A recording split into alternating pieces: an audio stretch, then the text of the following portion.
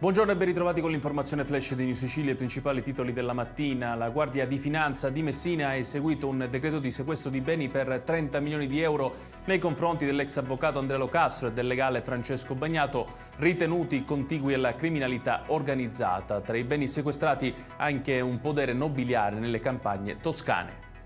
Dipendenti sottopagati controllati da telecamere all'interno dei negozi senza ferie e riposi. Queste le condizioni che hanno portato all'arresto per caporalato di un imprenditore attivo nelle province di Trapani e Palermo. Effettuato nei suoi confronti anche un sequestro di beni per circa 100.000 euro. Un agricoltore di 58 anni, originario di Palagonia, è deceduto probabilmente a causa di un infarto dovuto al forte caldo. L'uomo sarebbe deceduto ieri mentre stava lavorando nel suo podere di contrada Serravalle a Lentini, nel Siracusano. Il cadavere è stato trovato questa mattina da alcuni agricoltori.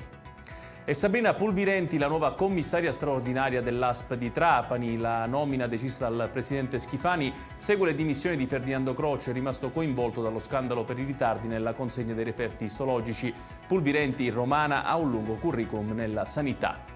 Infine il presidente della regione Renato Schifani ha chiesto chiarimenti all'assessore al turismo Elvira Amata sull'esclusione della pellicola dedicata a Biagio Conte dai finanziamenti della Film Commission regionale. La decisione era stata stigmatizzata dalla missione Speranza e Carità, l'organizzazione di volontariato fondata dallo stesso missionario.